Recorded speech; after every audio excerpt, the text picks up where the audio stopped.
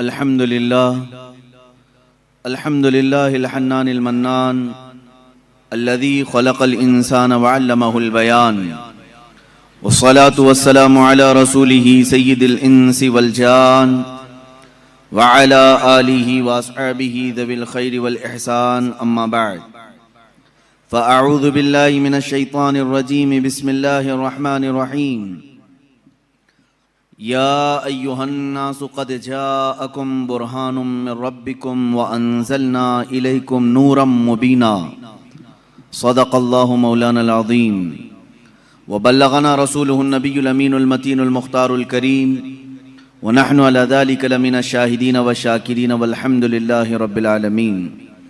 बारगाह रिसालत मुआब सल्लल्लाहु तआला अलैहि वसल्लम में दुरूद पाक का हदिया पेश करें।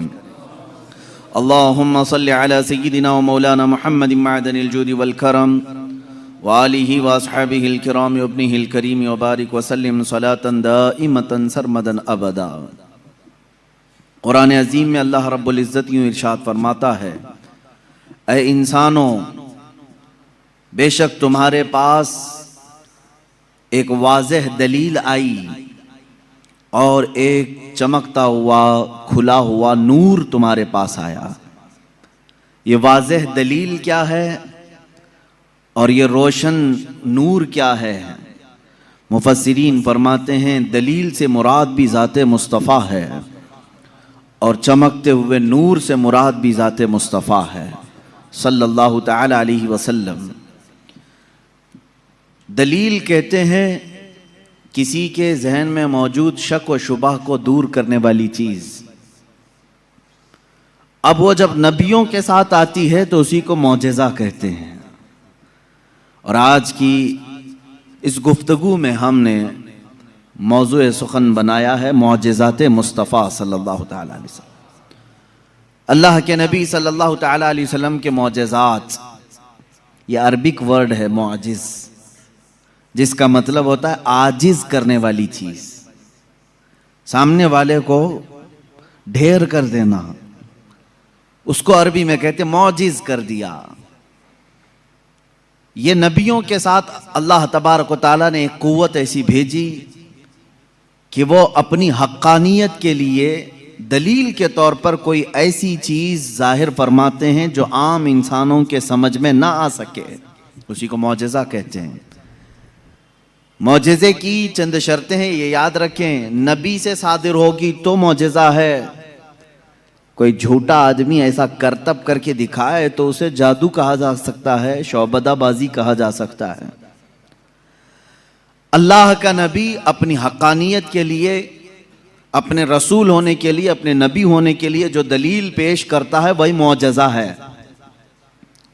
तकरीबन सारे नबियों को अल्लाह ताला ने इस शान से दुनिया में मबूस फरमाया, किसी न किसी मौजज़े के साथ ही उन्हें भेजा। सारे नबियों के मौजज़ात इस मुख्तसर सी मजलिस में गिनाए नहीं जा सकते, लेकिन नबी जो मौजज़ा लेकर के आता है वह अपनी कौम के दरमियान जिस चीज़ की ज़रूरत होती है, जिस चीज़ का माहौल होता है, वही लेकर के आता है। अब मिसाल के तौर पर मूसा अलैहिस्सलातु तस्लीम का ज़माना जादूगरी का ज़माना था। बड़े बड़े जादूगर अपने अपने करतब दिखाते थे, जिसको नज़रबंदी कह सकते हैं आम आप, या उसको आप मैजिक समझ लें। आज भी मैजिशियन है, वो सिर्फ नज़रों का धोखा होता है। मैजिशियन को खुद मालूम होता है कि मैं कोई चीज़ बदल नहीं सकता। कुछ लोग तो नजर चुरा करके इतनी तेज काम करने के माहिर होते हैं कि वो चीज को बदलते भी नहीं। आस्तीनों में कबूतर रख करके खींच करके दिखा देना, या फिर पानी के गिलास में से फूल फेंक देना, ये नजरों का धोखा है, जिसको शौबदाबाजी कहते हैं। बाज़ाब्ता उसकी आज क्लासें भी चलती हैं, लोग सीखते भी हैं। ज़माने मूसा अलैहिस्सलातु तस्लीम में जो करतब दिखाए जा रहे थे वो तो जादू का कमाल था। ये वो ज़माना था जब लोग जादू करते थे और बहुत सारी चीज़ों को बदल करके दिखा देते थे। इसीलिए फिरौन ने मूसा अलैहिस्सलाम के मुकाबले के लिए जादूगरों को ही बुलाया था, इसका मुकाबला करो। और जादूगरों ने मूसा अलैहिस्सलाम के सामने जो चीज़ पेश की वो छोटी छोटी रस्सियों को ज़मीन पर फेंक कर सांप बना करके दिखाया।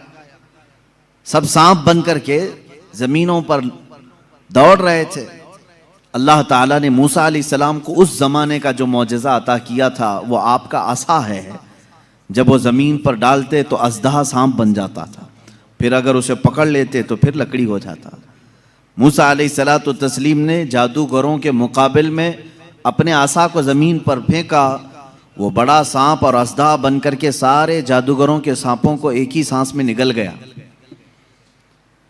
अब उस सांप की हैबत ऐसी थी कि वहां जो मौजूद थे जादूगर, उन्होंने कहा आमन्ना बिरब्बी मूसा व हारून, हम सब मूसा और हारून के रब पर ईमान ले आए।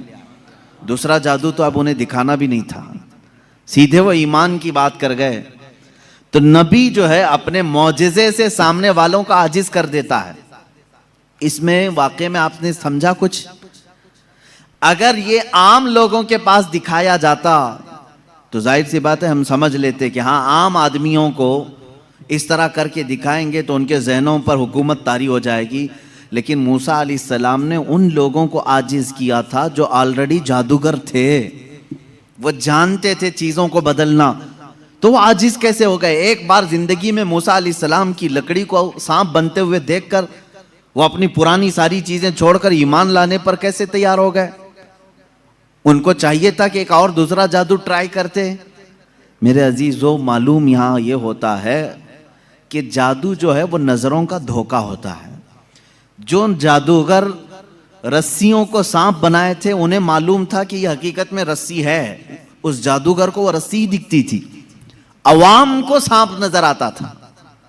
जादूगर को वो चीज हकीकत में वही दिखती है जो होती है, लेकिन लोगों को बदल करके दिखती है। जादूगरों को ये मालूम होता है। लेकिन मूसा अलैहिस्सलाम ने जो लकड़ी जमीन पर डाली थी वो जादूगरों की नजर में भी लकड़ी नहीं दिख रही थी, वो हकीकत में सांप बनी हुई थी।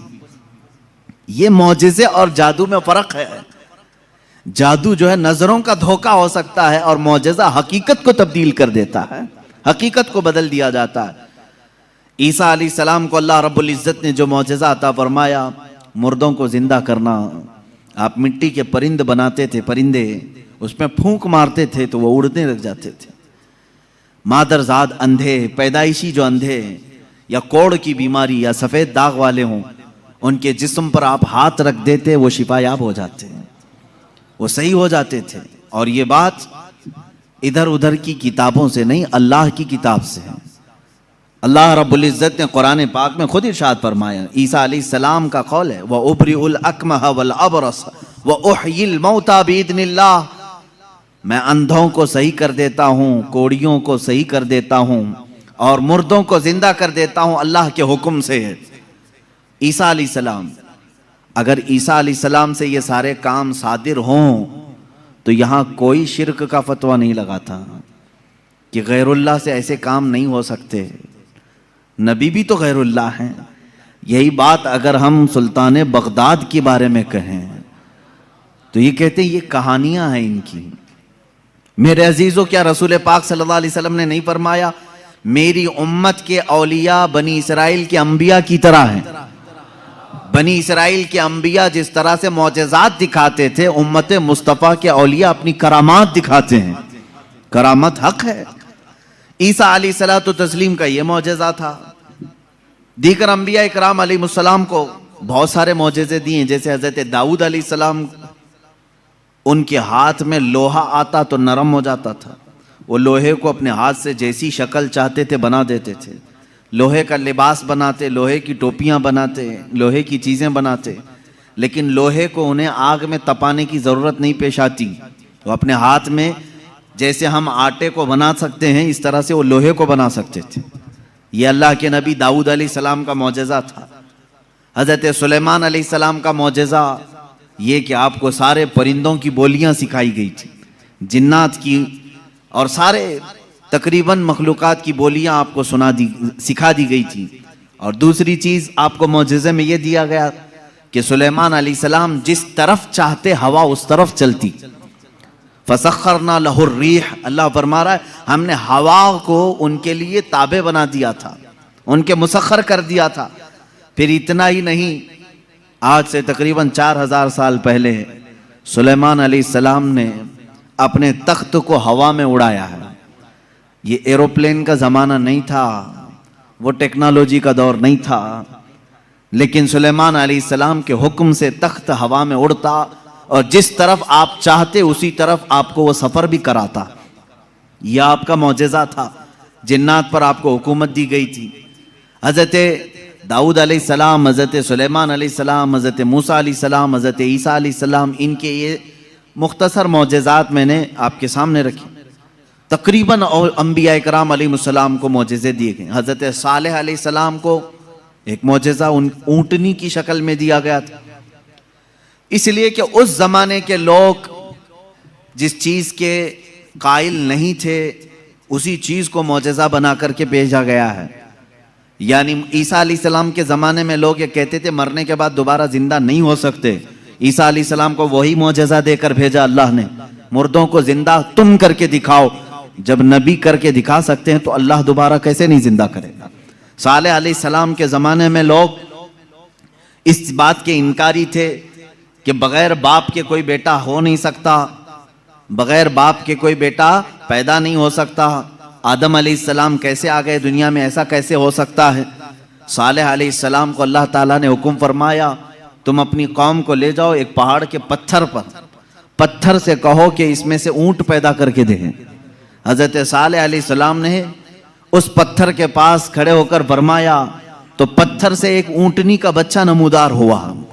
उस ऊंटनी का ना बाप है ना माँ है और अपनी बिरादरी से अपनी नस्ल से भी नहीं, बल्कि पत्थर एक जामिद चीज से ऊंट पैदा हुआ।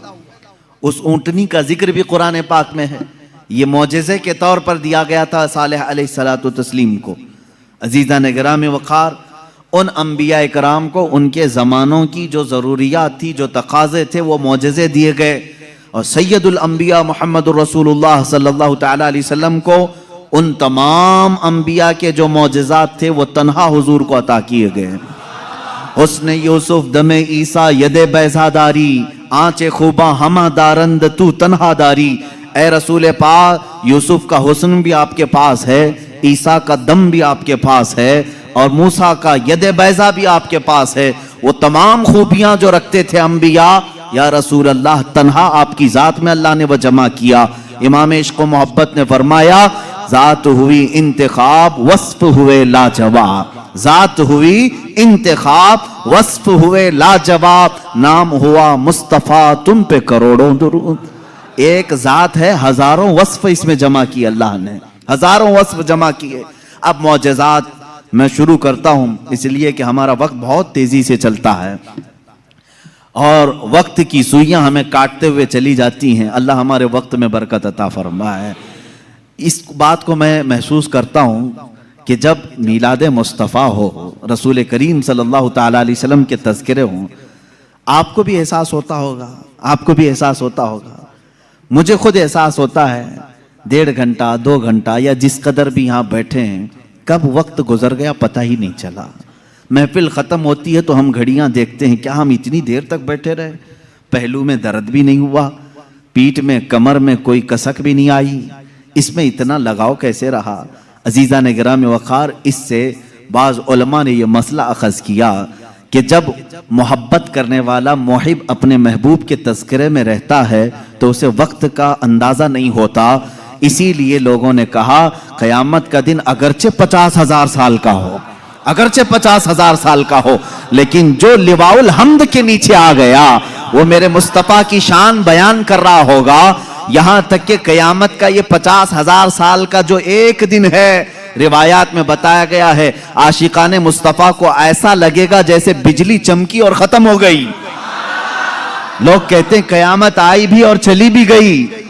वो लंबा दिन उनके लिए भारी होगा जो गुस्ताखी रसूल में अपने पेट मरोड़ते रहते हैं, उनके लिए भारी होगा जिनके सीने रसूलुल्लाह की मोहब्बत से मुनव्वर नहीं है। अजीज़ान गिराम वक़ार, यही बात तो कब्र में भी है, यही बात बाज लोगों को दफन किया जाता है। तज़किरा सुने और जी लगा करके सुने। मेरे आका की महफिल में बैठे तो सुस्ती और काहिली नहीं, बल्कि इसके आदाब हैं। आप वजू से बैठें, हमतन गोश होकर बैठें। हल्की सी भी सुस्ती आए तो अपने आप को कोसें कि नहीं, मैं मुस्तफ़ा करीम की मीलाद में बैठा हूं, मेरे आका के तज़किरे में बैठा हूं। बाज लोगों को दफन किया जाता है। कब्र की जिंदगी मालूम है कितनी सख्त होती है। कहा गया वहां का 1 मिनट 1 साल के बराबर हो सकता है। मुर्दे पर वक्त ही नहीं गुजरता, वक्त ही नहीं जाता। वो रोज इंतजार करता है, रोज इंतजार करता है। लेकिन बाज मैयतें वो हैं जिन पर वक्त बहुत तेजी से गुजर जाता है।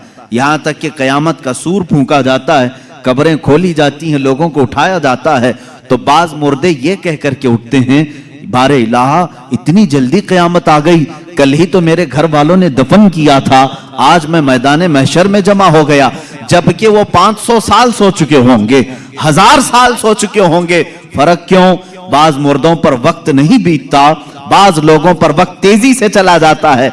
वजह यह है कि जिसकी कब्र में जलवे मुस्तफ़ा नजर आ जाए, मेरे आका सल्लल्लाहु तआला अलैहि वसल्लम उसकी कब्र में आ जाएं और वो जलवे जहां आरा को देखने में मसरूफ हो, तो कयामत का सूर फूंक दिया जाएगा। वो उन्हीं जलवों में मस्त हो चुका होगा और उसे वक्त का एहसास नहीं होगा। ऐ अल्लाह हमें उस जमात में शामिल फरमा। अब हम मौजज़ाते मुस्तफ़ा सल्लल्लाहु तआला अलैहि वसल्लम की तरफ चलते हैं। अल्लाह के नबी सल्लल्लाहु तआला अलैहि वसल्लम को मेरे मौला ने जो मौजज़े दिए थे वह अलग अलग हैं। हिस्सी मौजज़े, मानवी मौजज़े। आप सल्लल्लाहु तआला अलैहि वसल्लम का सबसे बड़ा मौजज़ा क्या है, मैं उसको आखिर में अर्ज करता हूं। लेकिन एक बात याद रखें, हुजूर की पूरी जिंदगी मौजज़ा है। सब पूरी जिंदगी मौजज़ा है। आपके जो बयानात हैं वो हदीसें, वो मौजज़ा हैं। हुजूर पाक सल्लल्लाहु तआला अलैहि वसल्लम का चलना फिरना, उठना बैठना सब मौजज़े की शक्ल में है। इसलिए कि इस तरह की चीजें आम आदमी कर नहीं सकता। जो ये दावा करे कि मैं हुजूर के बराबर हो सकता हूं, मुआज़ल्लाह रब्बिल आलमीन, उसको आज हमारा बयान जरूर सुनना होगा। मौजज़ात मुस्तफ़ा सल्लल्लाहु तआला, एक एक चीज हुजूर सल्लल्लाहु तआला अलैहि वसल्लम की जिंदगी पूरी कायनात को आज भी चैलेंज कर रही है, आजिज करके रखी है। तू कौन सी खेती से निकलकर बराबरी का दावा करता है? हुजूर अकरम सल्लल्लाहु तआला अलैहि वसल्लम की जात सुतूदा सिफात, अल्लाह के नबी सल्लल्लाहु तआला अलैहि वसल्लम के बचपन की बात लेते हैं। आज पैदा हुए, मीलाद मुक़द्दस है और जमाने रसूल सल्लल्लाहु तआला अलैहि वसल्लम में, यानी विलादत के ज़माने में मक्का का माहौल था कि बच्चे परवरिश के लिए दायाओं के पास दे दिए जाते थे। वजह यह थी कि बच्चा शहर की गहमा गहमी से दूर रहे, उसकी ज़ुबान महफूज रहे। देहात वालों की ज़ुबानें वहाँ अच्छी होती थी, अरबी, और शहर में होता यह था कि हर जगह के लोग मक्का में आते थे, मिक्स ना हो जाए। तो मक्का वाले ख़ास तौर पर अपने बच्चों की ज़ुबान की हिफाजत के लिए शुरू के चंद दिन किसी दाया के पास रखते थे। रसूल करीम सल्लल्लाहु तआला अलैहि वसल्लम जब पैदा हुए, ये वही ज़माना है जब बनु साद कबीले की दाया औरतें हैं। एक कबीला है जिस कबीले की सारी ख़वातीन बच्चों को पालती थीं और 2 साल के बाद ले जाती तो भारी मुआवजा मिलता था, उजरत मिलती थी, वो पैसों पर दूध पिलाती थीं। इसी एतबार से बनु साद कबीले की ख़वातीन मक्का में आई। उन्हीं ख़वातीन में एक हलीमा सादिया भी हैं। वो कहती हैं, जब मक्का पहुँचे मेरी ऊँटनी लंगड़ी थी, जिसकी वजह से मैं ताख़ीर से पहुँची। सारी औरतें मक्का में जो नौमौलूद बच्चे थे सबके पास गईं और उनसे भावताव किया, मुआवजा तय किया और बच्चे ले लीं। हज़रत हलीमा सादिया कहती हैं, मैं ताख़ीर से पहुँची, तकरीबन बच्चे जा चुके थे, एक बच्चा बाकी था, वो आमिना का दुर्रे यतीम था। मैं वहाँ आई, मैंने देखा और उसके बाद पूछा कौन है इस बच्चे का सरपरस्त। कहा बच्चे की विलादत से 6 माह पहले ही इसके वालिद का विसाल हो चुका है। हलीमा कहती है, मैं छोड़कर बाहर चली आई। मैं निकल आई कि बाप है नहीं बच्चे का, मैं अगर दूध पिला भी दूं 2 साल के बाद मुझे उजरत देगा कौन, कौन मुआवजा देगा? वो कहती हैं, फिर पूरा मक्का छान मारी, लेकिन अब कोई बच्चा नहीं मिला। शाम हो गई थी, शोहर साथ में था। हलीमा सादिया से शोहर ने कहा, ऐ हलीमा, खाली हाथ जाने से बेहतर है कि वो यतीम को साथ ले जाएं। यतीम दुर्रे यतीम है, साथ ले जाएं। हलीमा सादिया कहती है मैं दोबारा वापस आमिना के घर आई। आमिना रज़ी अल्लाह ताला अन्हा कहती हैं, ऐ हलीमा, सुबह तुम बच्चे को देख कर गई थी, फिर वापस आई। कहा हाँ, हम खाली हाथ जाने से बेहतर समझती हैं कि इस दुर्रे यतीम को ले जाएं। हज़रत आमिना ने कहा ले जाना चाहे तो ले जाओ, लेकिन तुम्हारी उम्मीदों के मुताबिक हम मुआवजा नहीं दे सकेंगे, तुम्हारी उम्मीदों के मुताबिक हम उजरत नहीं दे सकेंगे। आमिना ने कहा, हलीमा सादिया ने कहा ठीक है, अब खाली हाथ न जाने का हमने अहद किया है, बच्चे को ले लेते हैं। हलीमा सादिया उस वक्त तक बच्चे को अपने गोद उठाई नहीं थी, सिर्फ देख करके गई थी। गोद में जब लिया, हलीमा सादिया कहती हैं मेरे पेशानी से लेकर तलवों तक ठंडक पहुंच गई थी। पहली मर्तबा गोद में लिया, उसके बाद उसके शौहर हलीमा सादिया के साथ वो बाहर आई। कहती हैं कि मेरी सारी साथियाँ, मेरी सहेलियाँ जो बनु साद कबीले की ख़वातीन थीं वो जा चुकी थीं और सारे सफ़र पर थीं। मेरी ऊँटनी लंगड़ी और फिर ताख़ीर भी अलग। मैं बच्चे को लेकर के उसी लंगड़ी ऊँटनी पर बैठी। अल्लाह अकबर, ये पहला मौजज़ा मेरे आका का है। ऊँटनी जो लंगड़ी थी बिल्कुल सेहतयाब हुई और इतनी तेज़ दौड़ने लगी, इतनी तेज़। हलीमा सादिया कहती हैं बनु साद कबीले में सबसे पहले मैं हाजिर हुई। मेरा बच्चा जिसको मैं लेकर आई थी, अब्दुल्लाह का दुर्रे यतीम, सबसे पहले बनु साद में हाजिर हुई। और काफ़ी देर के बाद दूसरी सहेलियां हमारी बच्चों को ले आई। उन्होंने आते ही हमसे पूछा, हलीमा तेरी ऊँटनी तो लंगड़ी थी, तेरी ऊँटनी कमज़ोर और लागर थी, तू पीछे रह गई थी, इतनी तेज कैसे आ गई? हलीमा सादिया कहती हैं हाँ, ऊँटनी मेरी लंगड़ी थी, लेकिन सवार बहुत ही आला था। जैसे ही ये बच्चा इस ऊँटनी पर सवार हुआ, न जाने इसमें ताकत कहाँ से आई, सबसे पहले मैं हाजिर हुई। सारी औरतों ने महसूस किया ये एक मौजज़ा नहीं। बनु साद जो कबीला है वो आज भी है ताइफ के करीब, आज भी वो कबीला है हलीमा सादिया का कबीला जिसको बनु साद कहते हैं। उस कबीले वालों का बयान है कि ये रात ऐसी थी, पूरे बनु साद कबीले की बकरियों के दूध से थन भर चुके थे। सारे कबीले वालों की बकरियों के थन दूध से भर चुके थे। हलीमा सादिया कहती हैं जब मैं बच्चे को घर में ले आई तो अजीब सी राहतें और बरकतें और हवाएं चलने लगी। लोगों ने महसूस किया आज तक बनु साद कबीले में ऐसी खुशगवार हवाएं आई नहीं थी, लेकिन लोगों ने बाद में ये महसूस किया ये हलीमा सादिया के घर जो बच्चा आया है उसी की बरकतें हैं। एक के बाद दीगरे लोगों ने मौजज़े देखे भी। हलीमा सादिया की जो बेटी हैं शैमा, जो हुजूर सल्लल्लाहु अलैहि वसल्लम की दूध शरीक बहन है, हुजूर की दूध शरीक बहन है, वो कहती हैं मैं मोहम्मद सल्लल्लाहु ताला अलैहि वसल्लम को गोद में लेकर रात में बैठती थी। 1 साल के नहीं थे, 9 माह के थे जब मैं गोद में लेकर बैठती थी। तारीक रातें हों या उजाली रातें हों, खुले आसमान के नीचे मैं आकर बैठती। मोहम्मद अरबी सल्लल्लाहु अलैहि वसल्लम की परवरिश में हलीमा का घराना लगा है। कहती हैं हम मालदार नहीं थे, खेल खिलौने वाली चीजें हमारे घर नहीं होती थी, लेकिन शैमा कहती हैं जब मोहम्मद मेरी गोद में होते, रात को 14वीं का चांद चमक रहा होता और मोहम्मद सल्लल्लाहु अलैहि वसल्लम गोद से उंगली को यूं उठाते, चांद इधर चला जाता, कभी चांद इधर जाता, गोद में उंगली जिस तरफ करते वो चांद उधर ही झुक जाता था। आला हजरत इमाम इश्क व मोहब्बत फाजिल बरेलवी रदी अल्लाह ताला अन्हु यूं फरमाते हैं चांद झुक जाता उधर, उंगली उठाते महद में, क्या ही चलता था इशारों पर खिलौना नूर का, क्या ही चलता था इशारों पर खिलौना नूर का। सुबह तैबा में हुई बटता है बाड़ा नूर का, सदका लेने नूर का आया है तारा नूर का। अजीजा ने गिरामी, खिलौना बना है कौन?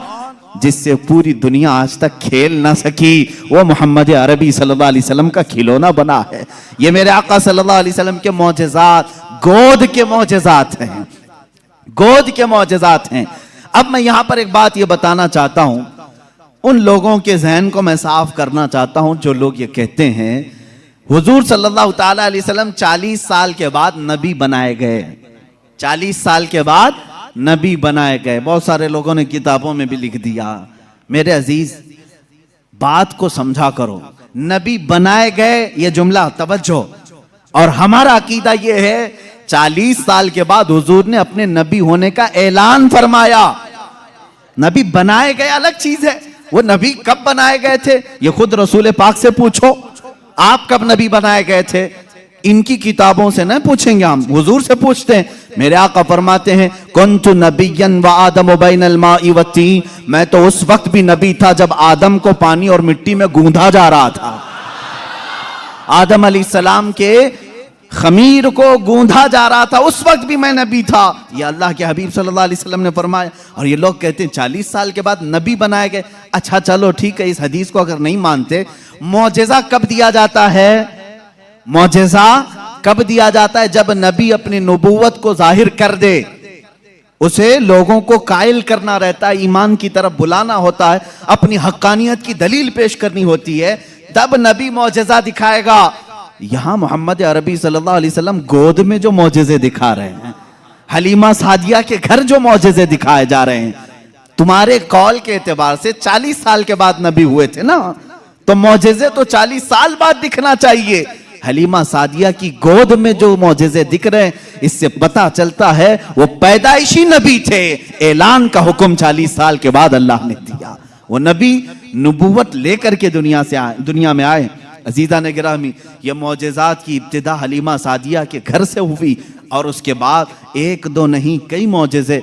हलीमा सादिया रज़ियल्लाहु तआला अन्हा की बेटी शैमा कहती हैं 2 साल की उम्र से पहले ही हुजूर पाक सल्लल्लाहु तआला अलैहि वसल्लम आम इंसानों की तरह बड़े नहीं हुए हैं।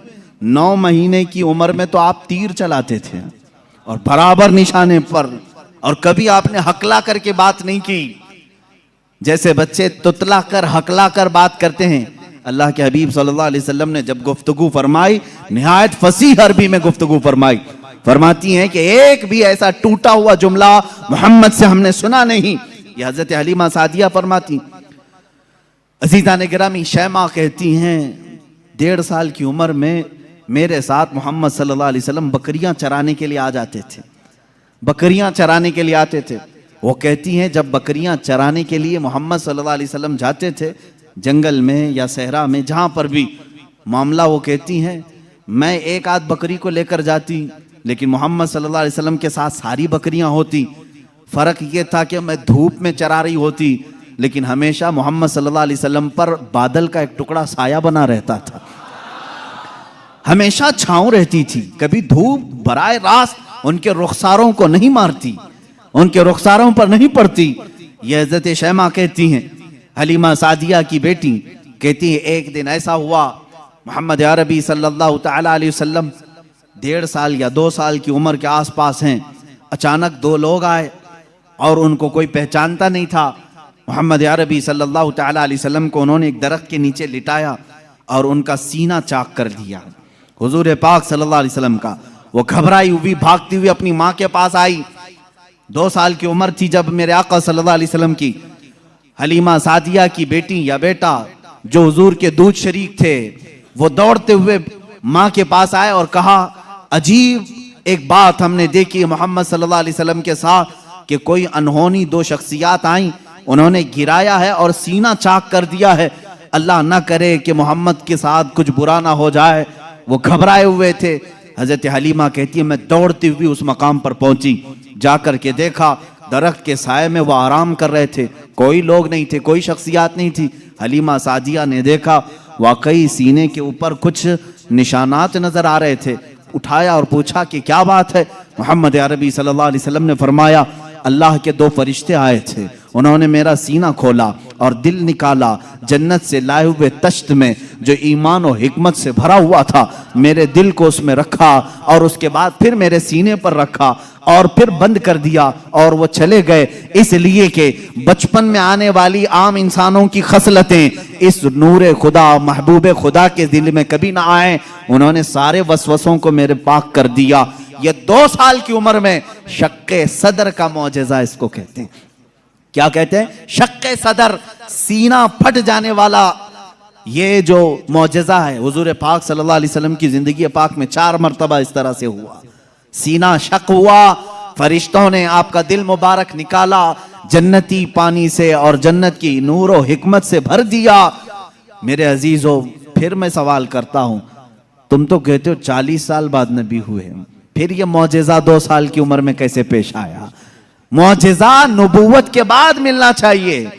नबी होने वाला अपनी नबूवत की दलील के लिए लोगों के सामने मौजेजा पेश करता है। ये तो मैंने बचपन के वो हालात बताए। मेरे आका सल्लल्लाहु ताला अलैहि वसल्लम के इन हालात को देखकर हलीमा सादिया घबरा गई और फिर वापस वो मक्का लेकर के आई। अल्लाह के हबीब सल्लल्लाहु ताला अलैहि वसल्लम हज़रत आमिना के घर रहे। यहाँ के जो आपकी जिंदगी पाक के अय्याम हैं वो फिर अगले किसी मौजू पर मैं अर्ज करूंगा। आज मौजज़ात मुस्तफ़ा हमारा मौजू सुखन है। अल्लाह के नबी सल्लल्लाहु ताला अलैहि वसल्लम के कमालात और मौजज़ात बयान से बाहर हैं, बयान से बाहर है। किस चीज में आपने मौजज़ा नहीं दिखाया? दरख्तों में हो, पत्थरों में हो, जानवरों में हो, परिंदों में हो, मुर्दों में हो, आसमान के तारों, चांद, सूरज में हो, किस चीज में मौजज़े मेरे आका के नहीं है? हर चीज में। और रिज्क में वसाअत और बरकत के इतने मौजज़े हैं कि पूरी किताब उस पर लिखी गई। रिज्क में बरकत और वसाअत, अल्लाह के नबी सल्लल्लाहु ताला अलैहि वसल्लम ने जिस चीज को तनाउल फरमाया और किसी को दे दिया वो खत्म ही नहीं होती। यह मौजज़ा एक बार नहीं कई बार पेश आया, कई बार पेश आया। हजरत उमर फारूक रज़ियल्लाहु ताला अन्हु फरमाते हैं, एक बार 440 लोग आए, 440 लोग हुजूर सल्लल्लाहु ताला अलैहि वसल्लम के पास आकर के उन्होंने कहा हमारी मेहमान नवाजी करें। रसूल करीम सल्लल्लाहु ताला अलैहि वसल्लम ने फरमाया उमर इनको खिलाओ। हजरत उमर ने कहा आका मेरे पास एक ही आदमी का खाना है, एक आदमी, ये 440 हैं। रसूल करीम सल्लल्लाहु ताला अलैहि वसल्लम ने एक खजूर उन्हें दी और फरमाया जाओ जितना खाना है उसी में से खिलाओ। हजरत उमर कहते हैं मैं ले गया, 440 लोग खाते रहे, मेरा खाना खत्म ही नहीं हुआ। वो खाकर चले भी गए, मेरा घर पूरा खा लिया, फिर भी खाना बाकी रहा। ये रिस्क में बरकत और वसाअत के एक नहीं बेशुमार मौजज़े हैं मेरे आका के। सुलह हुदैबिया के मौके पर मक्का मुकर्रमा जा रहे थे उम्रा की नीयत से। हुजूर अकरम सल्लल्लाहु ताला अलैहि वसल्लम मक्का वालों ने बीच रास्ते में रोक लिया था और उसके बाद एक वक्त ऐसा आया कि लोगों के पास पानी खत्म हो गया, पानी नहीं था और एक कुआं करीब में था वो भी सूख चुका था। वो कुआं आज भी मक्का में मौजूद है, हमने उसकी जियारत की है। आप इन सऊदियों ने 4 साल पहले शायद एक कंपनी को ठेके में दे दिया और उस कंपनी के अंडर अब वो कुआं है, अभी उसे ख़त्म नहीं किया गया। तकरीबन 14 सदियों पुराना कुआं आज भी मौजूद है। वो सूखा हुआ बिल्कुल सूख चुका था। हुजूर पाक सल्लल्लाहु ताला अलैहि वसल्लम ने कुल्ली फरमाई और कहा उस कुएं में डाल दो। सहाबा कहते हैं हमने उस कुएं में पानी डाल दिया, थोड़ा सा कुल्ली का पानी था, कुआं लबालब भर गया। पानी से इतना भरा कि जितने लोग थे सबों ने उस कुएं से पानी पिया भी, वजू भी किया, जिसे गुस्ल की हाजत थी गुस्ल किया, अपने जानवरों को भी पिलाया। एक सहाबी से पूछा गया आप लोग कितने थे उस वक्त? वो कहते हम 1400 लोग थे, लेकिन मेरा यकीन है कि अगर 1 लाख होते तो भी पानी कम ना पड़ता। और उसके बाद वो कुआं कभी सूखा नहीं, आज भी पानी उसमें मौजूद है।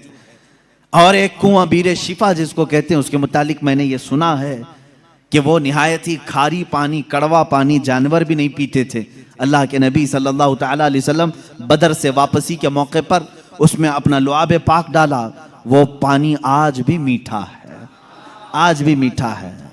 इन सऊदियों ने उसमें सीमेंट भर दिया, डामर डाल दिया, तारकोल डाला, केमिकल डाला, उनके एतबार से ये शिरक है। ये सब सुन्नी लोग आते हैं तबर्रुक समझ करके इस पानी को निकालते हैं, इसकी कोई असल नहीं, इसकी कोई सनद नहीं, इसका कोई सबूत नहीं।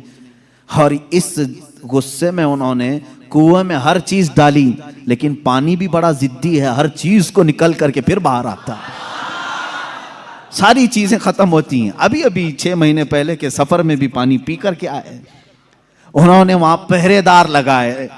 आज भी पता नहीं बुग़्ज़ किस बात का है, बुग़्ज़ किस चीज का है। तुम्हें सिनेमा थिएटरों से तकलीफ नहीं हुई, बीरे शिफा से इतनी तकलीफ? तुम्हें बीच खोलने में शर्म और हया नहीं आई? मुस्तफ़ा करीम सल्लल्लाहु ताला अलैहि वसल्लम के उशाक और मोहब्बत करने वाले अगर तारीख की किसी चीज को दिल और जान से यकीन के साथ अमल करते हैं और उन्हें शिफा भी मिलती है, तो इनके पेट में दर्द क्यों होता है? हैरत की बात है। अजीज़ा ने गिरामी वकार, एक बात, एक फार्मूला तो मुझे समझ में आता है, हर आदमी अपने बड़ों की रविश पर चलता है, हर आदमी अपने आकाओं को जरूर खुश करता है। अल्हम्दुलिल्लाह हम उन तबर्रुकात पर मर मिटते हैं, जान देते हैं, इसलिए कि हमारे आकाओं का तबर्रुक है, और ये हर उस चीज को मिटाने की कोशिश करते हैं इसलिए कि ये भी अपने आकाओं की नस्ल में से हैं। यहूदी हमेशा चाहते थे कि नाम मुस्तफ़ा मिटा दिया जाए, हमेशा चाहते थे, तौरात में खुरच खुरच करके नाम निकाले इन्होंने, लेकिन आला हज़रत फाजिल बरेलवी रज़ियल्लाहु ताला अन्हु ने ये फरमाया, तू घटाए से किसी के न घटा है न घटे, जब बढ़ाए तुझे अल्लाह ताला तेरा, मिट गए मिटते हैं मिट जाएंगे आदा तेरे, न मिटा है न मिटेगा कभी चर्चा तेरा। हुजूर पाक सल्लल्लाहु ताला अलैहि वसल्लम की कोई चीज तुम तारीख से नहीं मिटा सकोगे। बहरहाल रिज्क में बरकत और वसाअत के बेशुमार मौजज़ात हैं। एक बार तो कमाल की बात है, मकाम ज़ोरा पर हुजूर पाक सल्लल्लाहु ताला अलैहि वसल्लम तशरीफ फरमाए, यहाँ सहाबा कहते हैं हमारे पास पानी फिर खत्म हो गया, पानी कुछ भी नहीं था, ना कुआं करीब में था, कुआं था तो कुल्ली फरमाई, कुएं का पानी बाहर आया। हजरत मूसा अलैहिस्सलाम का मौजज़ा याद होगा आपको, आपने लकड़ी से पत्थर पर मारा एक मर्तबा, 12 चश्मे बाहर निकले। कुरान पाक में है, कुरान ने फरमाया फनफजरत मिन हुस्नता अशरत आइना, 12 चश्मे पानी के निकले थे, और इसलिए कि उनकी उम्मत में 12 कबीले थे, 12 कबीलों के लिए 12 चश्मे निकल गए। किस चीज से मूसा अलैहिस्सलाम ने मारा? अपने असा से। किस पे मारा? पत्थर पे। पत्थर से 12 चश्मे निकले। मुस्तफ़ा करीम सल्लल्लाहु ताला अलैहि वसल्लम सफर में, सहाबा तशरीफ लाए, शिकायत की पानी की, अल्लाह अल्लाह मैं यहाँ पर अकीदे पर कुर्बान जाऊं सहाबा के, उनसे क्यों नहीं कहते पानी बरसाना पानी देना अल्लाह का काम है। वो सहाबा हुजूर के पास बार बार क्यों आ जाते थे? खाना नहीं है तो हुजूर के पास, पानी नहीं है तो हुजूर के पास, बीमारी है तो हुजूर के पास, इसलिए कि उन्हीं सहाबा का अकीदा बरेली के इमाम ने लिया है, जिनका कहना था शाफियो नाफी हो तुम, वाफियो काफी हो तुम, दर्द को कर दो दवा, तुम पे करोड़ों दुरूद, आंख अता कीजिए उसमें जिया दीजिए, जलवा करीब आ गया तुम पे करोड़ों दुरूद। वो मांगने के लिए आते थे मेरे आका सल्लल्लाहु अलैहि वसल्लम की बारगाह में, और जिन्होंने कहा रसूलुल्लाह से मांगना हराम है, माअज़ल्लाह रब्बिल आलमीन, उनको अल्लाह ताला ने ऐसों का मोहताज बनाया, दर दर की ठोकरें खाते हुए आज भी जलील खार है। इसीलिए मेरे इमाम ने कहा है, जो तेरे दर से यार फिरते हैं, दर बदर यूं ही खार फिरते हैं, दर बदर यूं ही खार फिरते हैं। हमें फख्र है इस बात पर, हम मोहताज हैं तो मदीने के ताजदार के, रसूल करीम सल्लल्लाहु ताला अलैहि वसल्लम से मांगेंगे। इसलिए मांगते हैं कि रब है मोती ये है कासिम, रिस्क उसका है खिलाते ये हैं, रिस्क उसका है खिलाते ये हैं। हम खालिक समझकर, हम रसूलुल्लाह को राज़िक समझकर नहीं जा रहे हैं, बल्कि वो रज़्ज़ाक़े हकीकी के नायब हैं। इसीलिए आला हज़रत फाजिल बरेलवी ने फरमाया है कि रब है मोती ये है कासिम, रिस्क उसका है खिलाते ये हैं। बखुदा खुदा का यही है दर, नहीं और कोई मफर मखर, जो वहां से हो यहीं आके हो, जो यहां नहीं तो वहां नहीं, यह आला हज़रत ने फरमाया। बहरहाल रसूल करीम सल्लल्लाहु ताला अलैहि वसल्लम के पास अब सहाबा आए पानी की शिकायत लेकर के, पानी यहां पर भी नहीं है। हुजूर पाक सल्लल्लाहु अलैहि वसल्लम ने फरमाया कुआं भी करीब नहीं, तालाब भी करीब नहीं, पत्थर भी करीब नहीं। एक सहाबी से कहा कि बर्तन कुछ है तुम्हारे पास? कहा एक बर्तन में इतना पानी है कि या तो पी सकता हूं या तो वजू कर सकता हूं। हुजूर पाक सल्लल्लाहु अलैहि वसल्लम ने फरमाया वही ले आओ। बर्तन को करीब रखा और अपना दस्ते मुबारक उसमें रखा। सहाबा फरमाते हैं हर उंगली पाक से पानी के चश्मे जारी थे, जैसे फव्वारे निकलते हैं, फाउंटेन जिस तरह होते हैं। हुजूर पाक सल्लल्लाहु ताला अलैहि वसल्लम की उंगलियों से चश्मे निकलने लगे। फिर इमाम अहले सुन्नत फाजिल बरेलवी फरमाते हैं उंगलियां हैं फैज पर, टूटे हैं प्यासे झूम कर, उंगलियां हैं फैज पर, टूटे हैं प्यासे झूम कर, नदियां पंजाबे रहमत की हैं जारी, वाह वाह। पंजाबे रहमत की, पंजाबे रहमत का मतलब पंजाब जो हमारा है इसको इसलिए पंजाब कहते हैं, 5 नदियां हैं वहां पर। मेरे आका सल्लल्लाहु ताला अलैहि वसल्लम के सिर्फ दस्ते मुकद्दसा में रहमत के पंजाब थे। 5 उंगलियों से 5 चश्मे निकले। और उस वक्त सहाबा फरमाते हैं हम तकरीबन 300 लोगों ने उससे वजू भी किया, पानी भी पिया, जानवरों को भी पिलाया। किस पानी से? उंगलियों से निकले हुए पानी। अब मैं पूछता हूं मेरे अजीजों, ये है मौजेजा जिसको खर्क़े आदत कहते हैं, जो अकल में ना आए, अकल में ना आए। हाँ, एक बात तो समझ में आती, मूसा अलैहिस्सलाम ने लकड़ी मारी थी पत्थर पर और पत्थर से 12 चश्मे निकले, मौजेजा वो भी था। लेकिन हमने दुनिया में बहुत सारे फॉल्स देखे हैं जो पत्थरों से ही निकलते हैं, नहीं देखे आपने? पहाड़ों से पानी का निकलना आम सी बात है, लेकिन नूरे मुस्तफा मोहम्मद अरबी सल्लल्लाहु अलैहि वसल्लम का मौजज़ा तो ये है, दुनिया ने आज तक ना सुना होगा ना देखा होगा। पत्थरों से निकलने वाला पानी तो देखा है, उंगलियों से निकलने वाला पानी सिर्फ ताजदार मदीना के यहाँ है। ये मेरे आका सल्लल्लाहु अलैहि वसल्लम का मौजज़ा, कमाल का मौजज़ा था। ये खाने पीने के मामलात में 1-2 नहीं, बहुत से मौजज़ात हैं। फिर आगे बढ़ो, जंगे खंदक के मौके पर खंदक खोदी जा रही थी। वाकया ऐसा था, मेरे इन 12 रोज़ा उन्वानात में एक उन्वान है इंशाअल्लाह, हुजूर सल्लल्लाहु ताला अलैहि वसल्लम के सारे गज़वात, हुजूर की जंगी हिकमतें क्या थीं, इंशाअल्लाह उल अज़ीज़ उसमें अर्ज़ करूँगा। खंदक एक जंग हुई है, उसका नाम ही ग़ज़वा खंदक इसलिए कि मदीने के अतराफ में एक बहुत बड़ी खंदक खोदी गई थी, एक खाई खोदी गई थी। वजह यह थी कि दुश्मन पूरी की पूरी फौज लेकर मदीने में दाखिल ना हो, इसलिए कि जब दुश्मन फौज लेकर अपने शहर में आएंगे, शहर में तहस नहस करेंगे, बर्बादी करेंगे। बाहर ही निपट लिया जाए तो घर तो महफूज रहेंगे। जंग होगी, कुछ तो नुकसान होगा कि नहीं होगा। जैसे देखने इराक तबाह हो गया, शाम तबाह हो गया। यही जंग अगर अमेरिका में होती तो क्या वो बचा होता? जहां जंग होती वहां के घर उजड़ जाते। मदीना तैयबा से बाहर जंग के लिए खंदक खोदी गई। अब ये खंदक खोदने में काफी दिन लग गए। सहाबा उस जमाने में भूखे प्यासे फाका कशी में खंदक खोदते रहे। ऐसे नहीं कि सिर्फ सहाबा ने खोदा, अल्लाह के नबी सल्लल्लाहु ताला अलैहि वसल्लम ने खुद भी अपने हाथ से खंदक खोदी है। एक बार सहाबा फरमाते हैं बड़ा पत्थर आ गया, किसी से नहीं टूटता था, हिलता भी नहीं था। उस वक्त रसूल करीम सल्लल्लाहु अलैहि वसल्लम को उन्होंने खबर दी। अल्लाह के हबीब सल्लल्लाहु ताला अलैहि वसल्लम तशरीफ लाए। मेरे अजीजों, मेरे आका का एक मौजज़ा ये भी था, जितने सहाबा थे उनके पास जितनी ताकत थी, सबसे ज्यादा ताकत मेरे मुस्तफ़ा के पास भी थी। हुजूर पाक सल्लल्लाहु ताला अलैहि वसल्लम ने अपने जमाने के नामवर पहलवान अबू दुजाना या कुछ और नाम है मैं भूल रहा हूं, हुजूर सल्लल्लाहु ताला अलैहि वसल्लम ने उसके साथ कुश्ती लड़ी, जिसको पूरे अरब ने कभी नहीं पछाड़ा था। 3 मरतबा हुजूर पाक ने उसको पीठ लगा दिया था। हुजूर अकरम सल्लल्लाहु ताला अलैहि वसल्लम अपने हाथ में कुदाल लेकर के उस पत्थर को निकालने आए। एक उस पर मारी जरब, चिंगारी उछली और रोशनी आई। अल्लाह के हबीब सल्लल्लाहु अलैहि वसल्लम ने फरमाया अल्हम्दुलिल्लाह। दूसरी मारी, फिर कहा अल्हम्दुलिल्लाह। तीसरी मर्तबा वो पत्थर टूटकर टुकड़े हो गया, निकल गया। सहाबा ने पूछा कि हुजूर, हर आपने पत्थर पर जब भी कुदाल मारी चिंगारी निकली, आपने जुबान से कुछ कहा? कहा जब पहली मर्तबा मैंने कुदाल मारी, मैंने देखा ईरान फतह हो चुका है। कुदाल यहां मदीने में मारी जा रही है और खबर ईरान के फतह होने की दी जा रही। दूसरी कुदाल मारी, हुजूर पाक सल्लल्लाहु ताला अलैहि वसल्लम ने फरमाया यमन फतह हो चुका है। बाज़ रिवायात में अलग अलग मुल्कों के नाम मुझे मिले।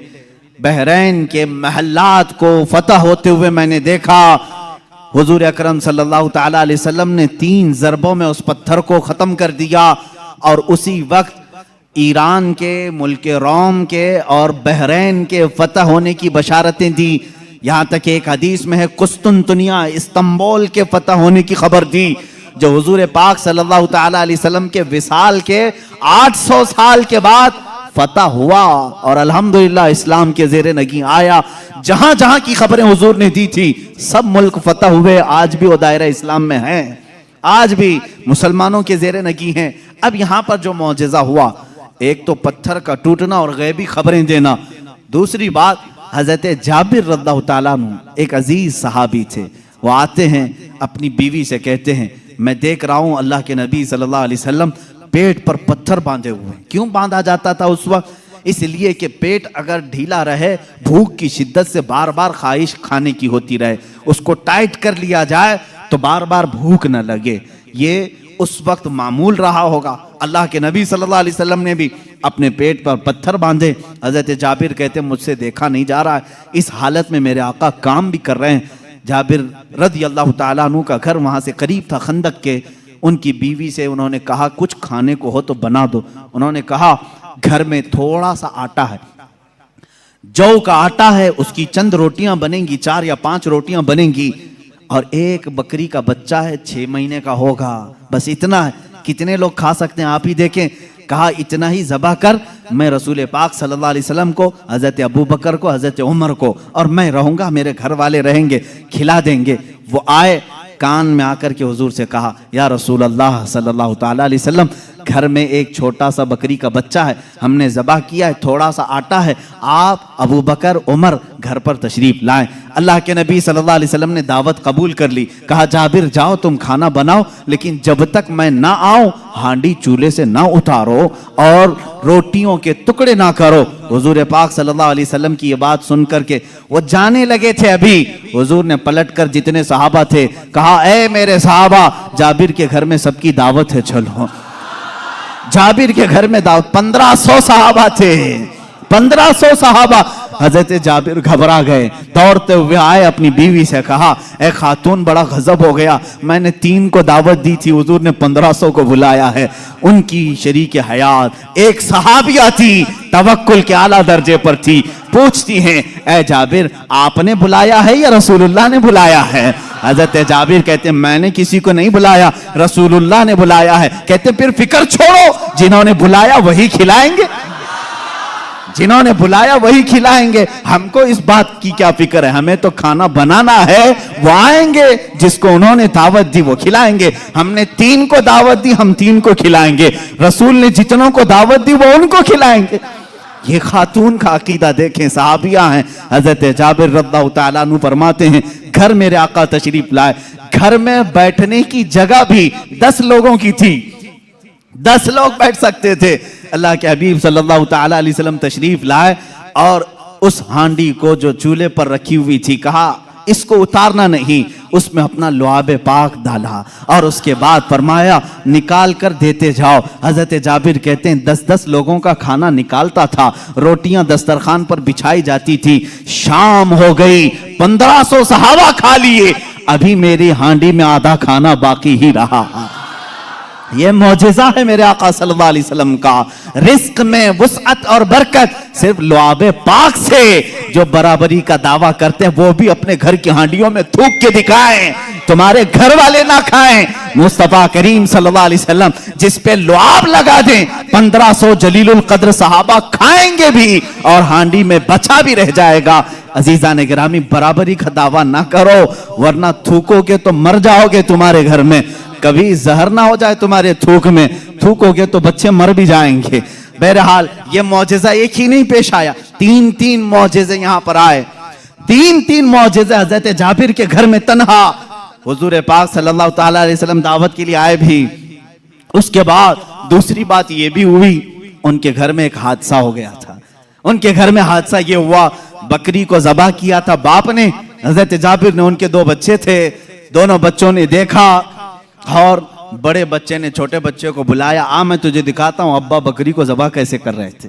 छुरी लिया और छोटे बेटे को ज़बह कर दिया, गला काट दिया, और जैसी खून निकलने लगा मां ने देखा, घबराई, बच्चे को पकड़ने के लिए कि चाकू उसके हाथ में थी, वो दौड़ता हुआ छत पर चढ़ा और पांव फिसला, छत से गिरा, नीचे गिरते ही सर पर चोट आई, वहीं फौत हो गए। एक साथ 2 बच्चों का इंतकाल किस वक्त, जिस वक्त हुजूर की दावत घर में हो रही। हजरत जाबिर को मालूम नहीं था, वो खाना बनाने का हुक्म देकर चले गए थे, यहां दोनों बच्चे फौत हो चुके थे। लेकिन उस वफाशियार खातून के जज्बे को हजारों सलाह, दोनों बच्चों की लाशों को उठाई, घर के एक कोने में लेकर आई और उन पर चादर डाल दिया।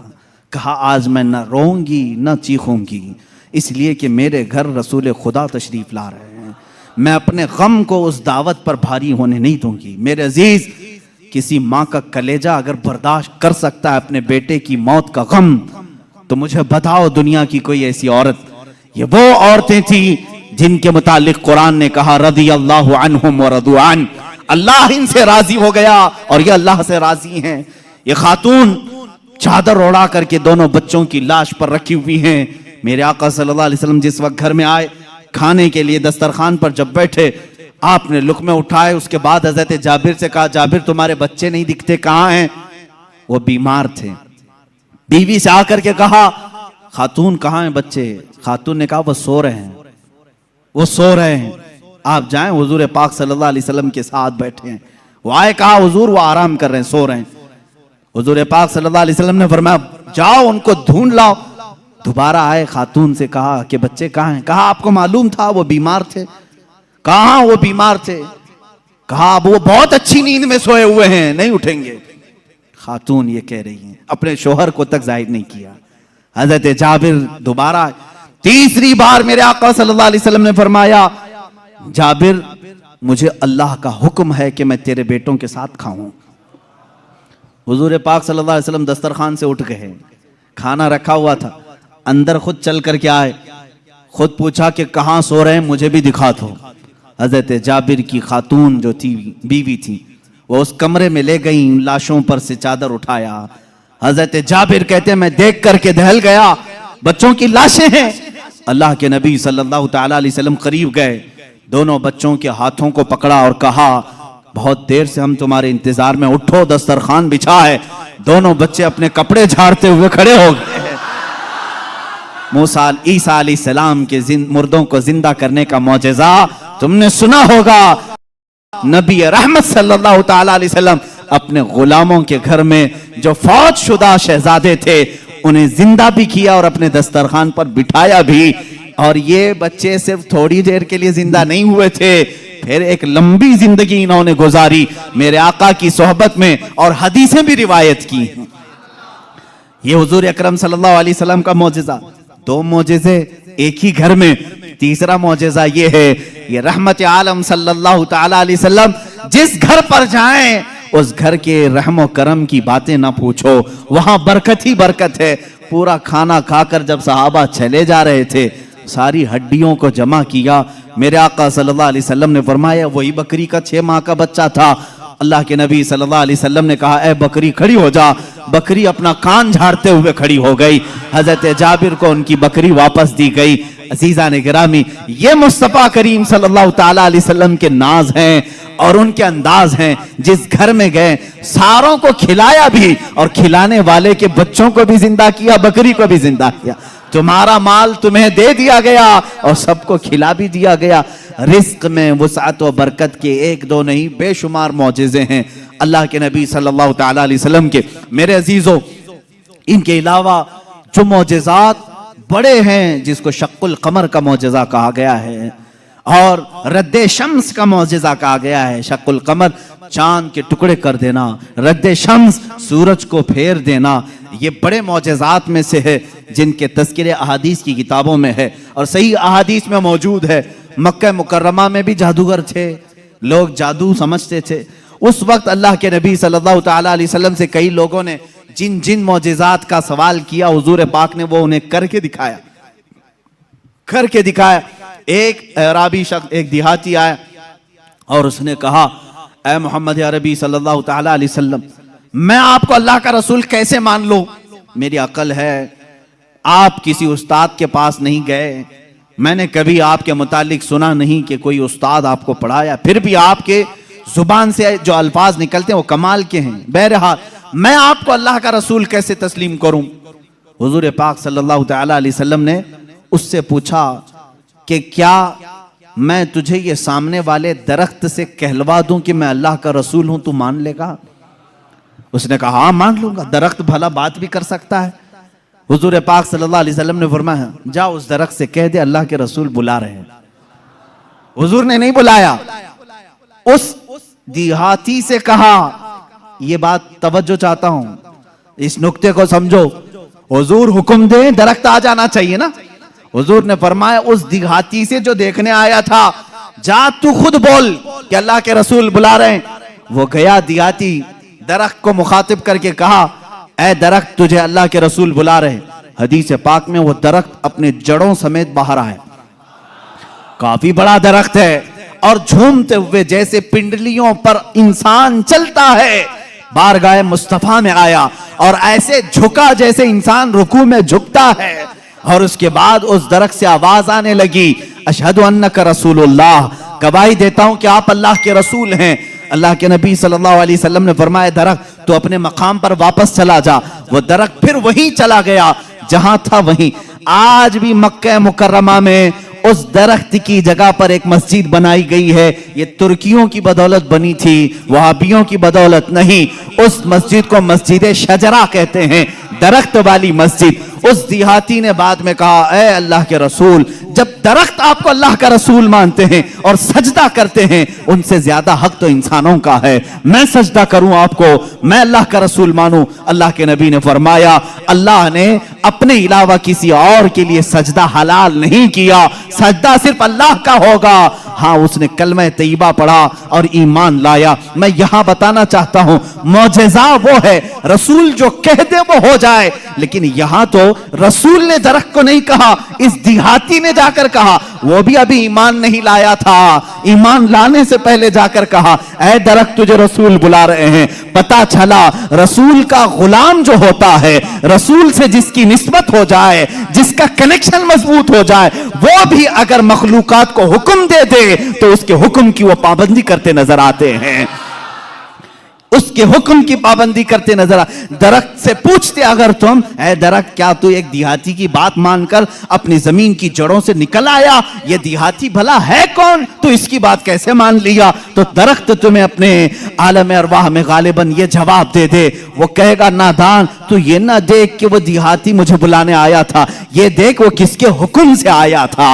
जिसका हुक्म था उसके हुक्म पर मैं बजा लाने के लिए इस अमल को किया। अजीजा ने गिरामी वक़ार, ये दरख्तों के मौजज़े ये ऐसे नहीं हैं कि सिर्फ हम लोगों ने लिखे हैं। तारीख की औराक आज इस बात के शाहिद हैं कि मक्का के कुफार और मुशरिकीन भी इन मौजज़ात को देखते रहे।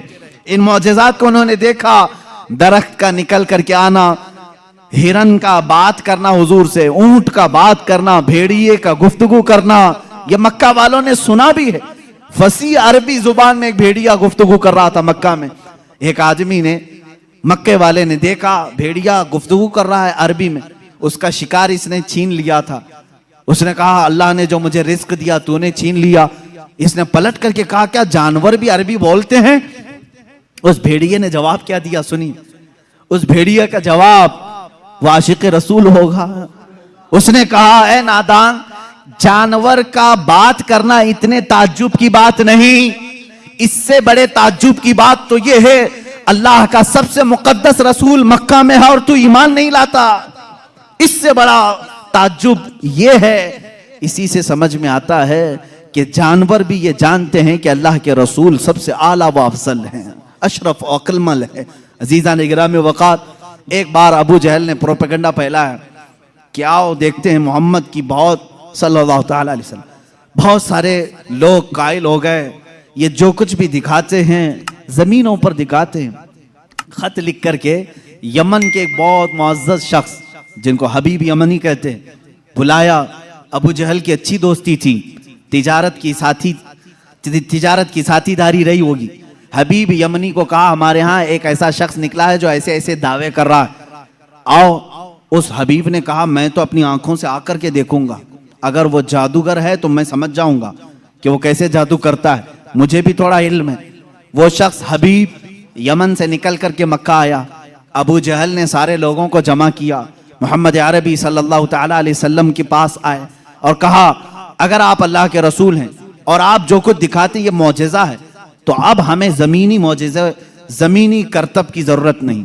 इसलिए कि मक्का वालों का ये अकीदा था, जादूगर जो भी दिखा सकता है वो ज़मीन पे, आसमान पे नहीं दिखाएगा। आसमान पे जादू नहीं चलता। आज भी कोई जादूगर आसमान पे जादू करके दिखाए, नहीं चलेगा। उन्होंने कहा, जमीन की बहुत सारी चीजें देखी, आसमान पे कुछ दिखाओ। ये 14वीं का चांद उस रात चमक रहा था। हुजूर पाक सल्लल्लाहु तआला अलैहि वसल्लम ने फरमाया कि अगर मैं इस चांद को 2 टुकड़ों में तब्दील कर दूं तो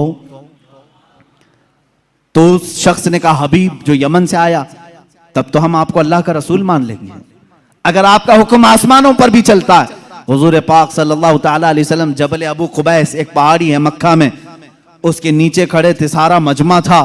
अल्लाह के नबी सल्लल्लाहु ताला अलैहि वसल्लम ने चांद की तरफ यूं इशारा फरमाया। अचानक चांद शक हुआ, एक टुकड़ा पहाड़ के इस तरफ, दूसरा टुकड़ा पहाड़ के उस तरफ नजर आ रहा था। ये ऐसा नहीं कि करतब दिखाने वाले यूं तोड़कर यूं बिठा दें। अल्लाह के हबीब सल्लल्लाहु अलैहि वसल्लम ने जो शक्कुल कमर का मौजज़ा दिखाया, वो आधी रात तक टुकड़ों में ही रहा।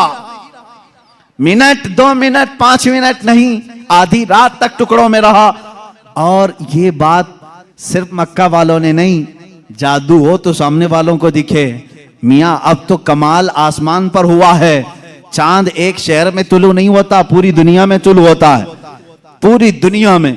अब मैं आपको बताऊं चंद तारीखी बातें। हिंदुस्तान की सरजमीन पर भी चांद के टुकड़े होते हुए देखा था। राजा चिरमन, जो कासरगोड केरला के रहने वाले, आज भी उस राजा का फोर्ट मौजूद है।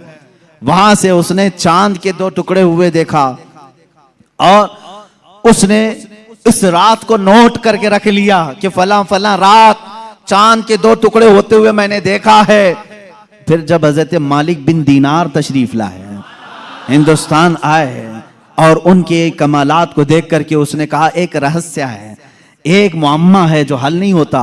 मैंने एक रात चांद के 2 टुकड़े होते हुए देखा है। हजरत मालिक बिन दीनार ने कहा, वो मेरे आका की उंगलियों की बरकत थी। कहा वो कौन है, कहाँ रहते हैं? कहा वो मक्का मुकर्रमा में है। रसूल करीम सल्लल्लाहु ताला अलैहि वसल्लम के मुतालिक मालिक बिन दीनार ने जब बताया, उस राजा ने उसी वक्त सफर का इरादा किया और अपने कुछ साथियों के साथ सफर के लिए रवाना हुआ। मक्का मुकर्रमा पहुंचा भी और इस्लाम की दौलत से मुशर्रफ भी हुआ। जहां तक ये तारीख मिलती है, वापसी में दरमियानी रास्ते में उसका इंतकाल हुआ और मस्कत सलाला के करीब गालिबन, जो ओमान में एक शहर है, वहां पर तदफीन भी अमल में आई। आज भी मज़ार मुबारक है। ये तारीख की वो सच्चाइयां मैं आपको बता रहा हूं। सिर्फ मक्का के काफिरों ने मौजज़े शक्कुल कमर नहीं देखा, हिंदुस्तान को भी फख्र है इस बात पर कि हमारे दरमियान से भी, अगरचे वो कुफरिस्तान में रहने वाला राजा, लेकिन बाद में इस्लाम में आकर के उसने हम सब का कफारा अदा किया है। मौजज़े शक्कुल कमर को देखा भी और इनकार नहीं किया। इससे ये मालूम होना चाहिए, हिंदुस्तानी वो हो जो मेरे आका के मौजज़ों को देखे तो इनकार ना करे, बल्कि ईमान लेकर के आए और सहाबा के नक्शे कदम पर चले। यह हकीकी हिंदी होने की दलील भी है। जो हिंदुस्तानी मुसलमान है वो हुजूर के इल्म गैब का इनकार ना करे। सहाबा ने इनकार नहीं किया था। सहाबा ने नहीं कहा था पीठ पीछे की खबर नहीं है। अगर तुम हिंदुस्तान में रह करके इस तरह की बातें करते हो तो मैं कहता हूं देशद्रोही तो असल यही है। सबसे पहले अजीज़ान गिरामी वक़ार, अब रसूल करीम सल्लल्लाहु ताला अलैहि वसल्लम के मौजज़े शक्कुल कमर को जो होते हुए हबीब यमनी ने सामने देखा। अच्छा, और एक दूसरी तारीख, चीन में, चाइना में आज भी एक जगह है, एक मस्जिद है जहां पर इबारत तहरीर लिखी हुई है। हमारे पास उसकी एक तस्वीर लाई थी और जिन लोगों ने वहां विजिट किया है उन्होंने भी बताया कि वहां पर तारीख लिखी हुई है चाइना में कि आज की वो रात है कि यहाँ के इलाके वालों ने आसमान पर चांद के 2 टुकड़े होते हुए देखा है। जबकि चाइना में इस्लाम कहाँ आया था? उस वक्त कोई इस्लाम और ईमान वाला नहीं था। उसके बावजूद लोगों ने जो देखा वह दीवार पर लिखा हुआ है।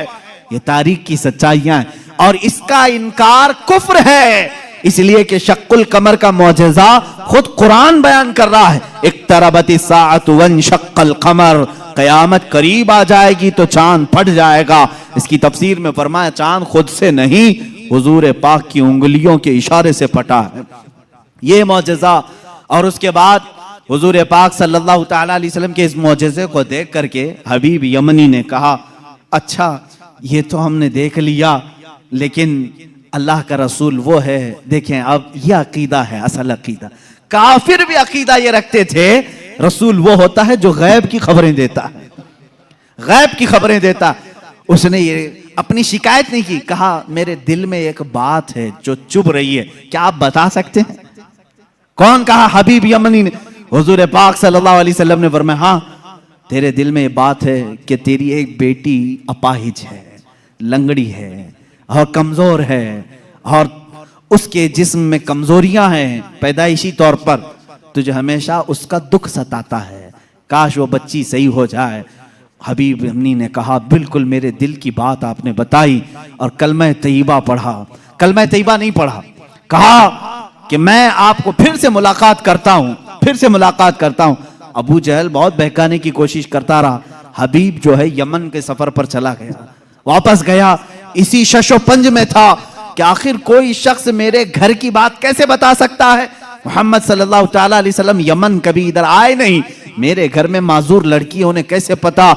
वो यमन इसी शशोपंज में घर आया, दरवाजा खोला तो देखा उसकी बेटी भली चंगी चलती हुई आ रही और क्या कह रही है, ला इलाहा इल्लल्लाह मुहम्मदुर रसूलुल्लाह। हबीब घबरा गया, कहा ए खातून, ए मेरी बेटी, ये तू भली चंगी कैसे हो गई और तेरी जुबान पर ये कलमा कैसे आया। वो कहती है आज से चंद रोज कबल मैं रात के वक्त आराम कर रही थी बिस्तर पर, दर्द शिद्दत का था, इसी असना में मैंने घर के दीवार पर, घर के दरवाजे से एक नूरानी शक्ल के बुजुर्ग को आते हुए देखा। कहा वो कैसे थे, कहा उनकी आंखें ऐसी थी गुलाबी रंगत वाले चेहरे के जिनकी भवें मिली हुई थी, जुल्फें कंधों तक लटक रही थी, अमामे का शिमला इस तरह था, पूरा हुलिया मेरे आका का वो बताने लगी।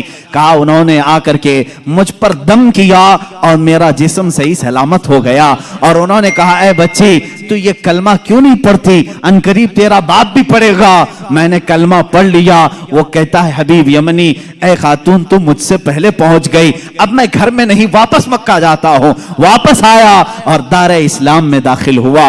अबू जहल को कोसने लगा और कहा ए जालिम, तूने जादूगर कह करके बुलाया था, मोहम्मद के मुतालिक क्या क्या प्रोपेगेंडा फैलाया था।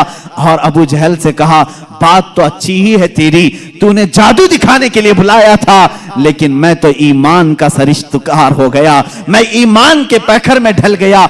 अल्लाह का एहसान है मेरे अजीजों, ये मेरे आका सल्लल्लाहु ताला अलैहि वसल्लम का एक मौजिजा दिखाने के लिए लोगों ने कहा 3-3 मौजिजे उस वक्त दिखाए, चांद के टुकड़े भी किए, उसकी बेटी के घर में उसको सेहत भी दिया और फिर उसको ईमान की दौलत से भी नवाजा। अजीजा ने गिरामी, हुजूर अकरम सल्लल्लाहु ताला अलैहि वसल्लम के जो कमालात और मौजज़ात इल्मे गैब से मुताल्लिक हैं वो तो एक अलग टॉपिक है। मेरे आका क्या क्या जानते थे, क्या क्या नहीं जानते थे, ये हम सबको कहना ही नहीं चाहिए। पहली बात, तुम होते कौन हो हुजूर का इल्म नापने वाले। तुम ये कहोगे हुजूर को ये नहीं मालूम था, ये नहीं मालूम था, ये नहीं मालूम था, तुझे क्या क्या मालूम है। अल्लाह के हबीब सल्लल्लाहु ताला अलैहि वसल्लम के मुतालिक बाज लोग कहते हैं हुजूर ये नहीं जानते थे, हुजूर ये नहीं जानते थे। जालिमो, जरा अपने इल्म की खैर मनाओ, अपने ईमान की खैर मनाओ कि अल्लाह के नबी सल्लल्लाहु अलैहि वसल्लम को कुरान कह रहा है वअल्लमका मा लम तकुन तअलम, ऐ रसूल हमने आपको वो सब सिखा दिया जो आप नहीं जानते थे। अब अल्लाह ने क्या क्या सिखाया पहले अल्लाह से पूछ के आओ, है रब तू अपने नबी को क्या क्या सिखाया है। अल्लाह रब्बुल इज्जत जाने और उसका रसूल जाने कि वो क्या सिखाया और इन्होंने क्या सीखा है।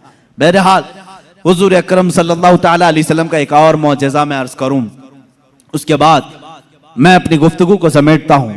चांद का शक का होने का मौजज़ा।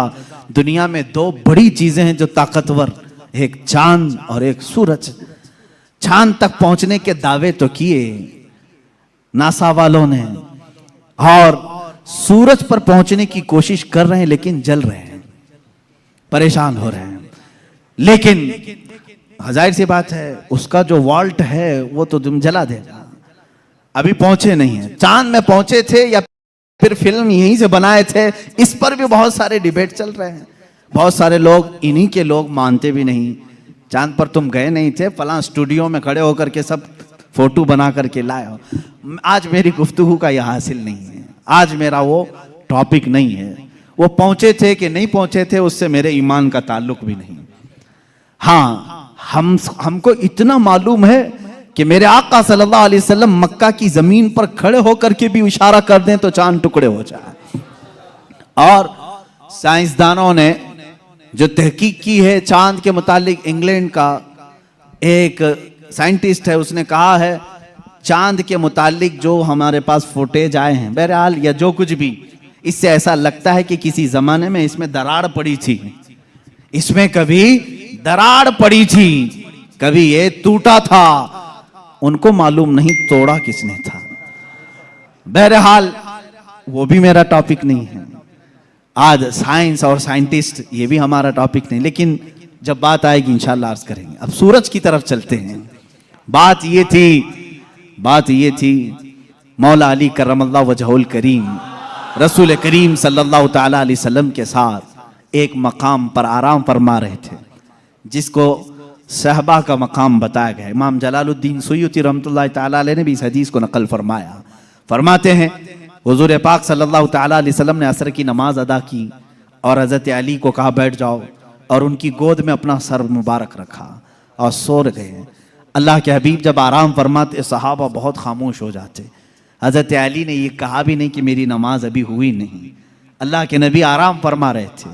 हजरत अली इंतजार में रह गए, क्या आप बेदार होंगे तो उठूंगा असर पढ़ लूंगा, लेकिन इसी इंतजार में सूरज गुरूब हो गया।